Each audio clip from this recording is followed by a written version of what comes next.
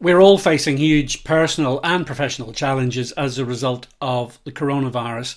And I just wanted to talk to you a little bit about my own personal experience of dealing with that from a business point of view. Because when you work in leadership roles in a sport like Formula One, quite naturally over time, you do witness the effects of events that are outside of your control. And sometimes those can be almost existential threats to your business.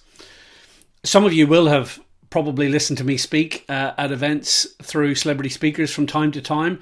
And one of the topics that I do like to talk about is how we manage change and risks to our business and how we transform into having the kind of resilience needed in order to not only survive those challenges, but actually to go on to learn from them and indeed enhance and grow our businesses.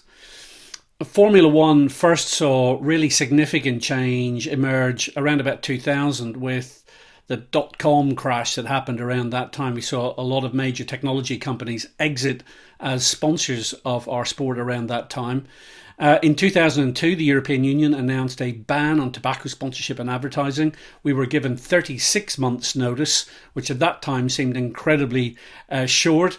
But 3 years later, tobacco sponsorship disappeared from our sport. And that had been the mainstay of our customer base for about a 40-year period. Then in 2008, we witnessed the effects of the global financial crisis, which led to the financial services sector pulling out of major commercial deals in Formula One. Also, the automotive industry suffered a huge dip and we lost the likes of BMW and Toyota and Honda. So what did we learn from those crises that we went through? Well, the most important thing was to stay close to customers, because even the customers who are going to leave you during the time of crisis, they can share with you the reasons why they're unable to conduct business with you going forward. And you can then find out from them, is there a way in which we can continue to add value in perhaps some other fashion? I think that period of time during the early 2000s, when Formula One teams really were faced with the prospect of their existing business model breaking and a new business model being required, meant that staying close to customers and having those conversations became of absolutely not only prime importance, but actually turned out to be quite revelatory.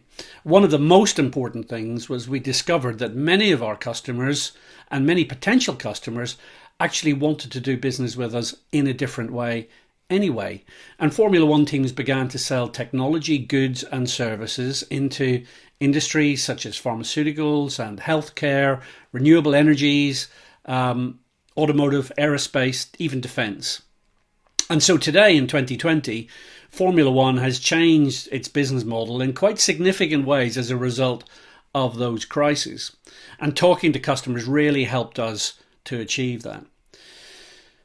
The other thing about this coronavirus crisis for us in Formula One has been that we've had to really again rethink how we go forward. Business survival is actually uppermost in everyone's mind. The sport of Formula One, like all other major global professional sports, has completely ground to a halt.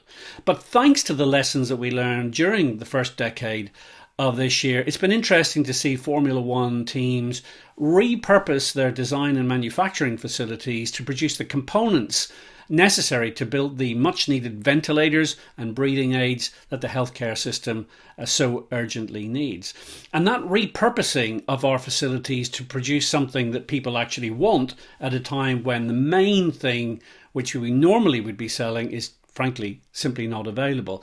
That's really been, first of all, extremely rewarding for those involved. And I've been helping people in the supply chain within Formula One to get involved in that project. So it's been very rewarding to actually contribute to solving some of the immediate problems. But also, it's once again flagged up the importance of having the ability to adapt, the ability to change, the resilience within your business to say, okay, we need to change direction, and to be able to do so really quickly. The Mercedes-Benz high performance engine company, high performance powertrain division, they not only repurposed their manufacturing facility completely to producing components for breathing aids, but actually they were able to re-engineer one of those breathing aids in 100 hours of work, showing that the fast-moving environment of Formula One, the rapid prototyping engineering environment of Formula One was in fact perfectly suited for the crisis which has unfolded in recent weeks. A very interesting development since the lockdown began is that Formula One has also moved online. Now, we'd been online before. We've had a virtual esports world championship going for a couple of years, and esports has been a growing part of our business really for the last 5 or 6 seasons. But this year, because we can't really race, we've decided to virtually race, and the virtual Formula One World Championship commenced just a few weeks ago, and so people can go online. It's predominantly a younger audience, as you can imagine, with online gaming, but that younger audience, which in some ways we have struggled to capture through traditional sport, has actually moved online, and that younger audience is able to enjoy Formula One in the online world and to see actual Formula One drivers race professional gamers, and to actually enjoy watching that spectacle on any device at any time that suits them in their homes during lockdown. We've seen audiences of 500,000 people for those online virtual Grand Prix, and I am sure that that will have a long-lasting effect on Formula One, essentially having used lockdown to create a new opportunity for us, which I'm sure will build once things begin to get back to normal. So just to conclude, please think about talking to your customers about the things you can't do for them, but also the things that perhaps you can do. Think about rethinking and repurposing your business, because adaptability is of key importance. And it's amazing when you find out that sometimes the things that you took for granted that you can do for customers actually provide the clue as to what you can now do in order to move forward.